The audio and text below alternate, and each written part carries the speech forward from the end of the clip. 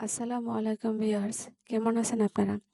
আবারও হাজির হলাম রমজান স্পেশাল বুট ভুনা রেসিপি নিয়ে।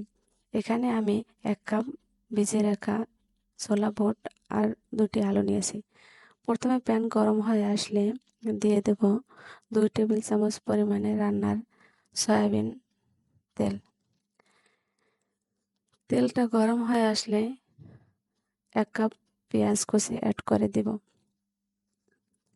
পেঁয়াজটা নরম করার জন্য হাফ টেবিল চামচ পরিমাণে লবণ অ্যাড করে দেব। অপেক্ষা করব পেঁয়াজটা নরম হওয়া পর্যন্ত। পেঁয়াজটা নরম হয়ে আসলে আরও একটু অপেক্ষা করব পেঁয়াজটা গোল্ডেন হওয়া পর্যন্ত। পেঁয়াজটা গোল্ডেন হয়ে আসলে এবারে অ্যাড করে দেব রসুন আদা হাফ টেবিল চামচ। মশলাটা পুড়ে যাতে না যায় এজন্য হাফ কাপ পরিমাণে পানি অ্যাড করে দেব। এখন দিয়ে দেব ধনিয়া হাফ টেবিল চামচ, জিরা হাফ টেবিল চামচ, হলুদ হাফ টেবিল চামচ। এগুলোকে ভালোভাবে কষাতে হবে। এগুলো ভালোভাবে কষানো হলে এ পর্যায়ে এসে আমি দিয়ে দেব একটি ম্যাগি মশলা। এখানে আমি অন্য কোনো মশলা অ্যাড করব না, কারণ এটা দিলে ছোলা বুটের স্বাদ এমনিতেই বেড়ে যায়। এ পর্যায়ে এসে একটি ফ্রেশ টমেটো আমি অ্যাড করে দেব। ভালোভাবে কষাতে হবে। ভালোভাবে কষাতে হবে। কষানো হলে ছোলা বুটগুলো দিয়ে আবারও কষাতে হবে।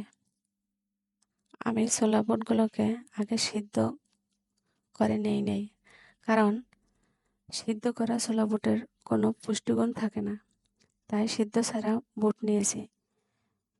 আমার কষানো প্রায় হয়ে আসছে। এ পর্যায়ে এসে আরও ভালোভাবে একটু কষিয়ে নেব। এ পর্যায়ে এসে আমি 1.5 কাপ পরিমাণে পানি অ্যাড করে দেব। অপেক্ষা করব। 1.5 কাপ পানি অ্যাড করে দিয়ে অপেক্ষা করব 15 মিনিট। ফিরে আসলাম 15 মিনিট পরে। দেখতেই পাচ্ছেন থিকনেসটা এমন হয়ে আসলে দিয়ে দিতে হবে সিদ্ধ করা 2টি সিদ্ধ আলু। সিদ্ধ আলু দুটোকে হাত দিয়ে চাপ দিয়ে ভেঙে আমি এভাবে করে দিয়েছি। আপনারা ইচ্ছে করলে কেটেও দিতে পারেন। রেডি হয়ে গেল ছোলা বুটের ভুনা রেসিপি। ভিডিওটি ভালো লেগে থাকলে লাইক, কমেন্ট, শেয়ার করতে ভুলবেন না। সাবস্ক্রাইব অবশ্যই করবেন।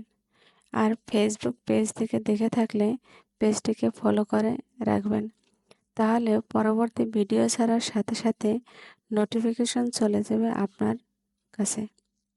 এখানেই শেষ করছি আজ। আল্লাহ হাফেজ। ঈদ মোবারক।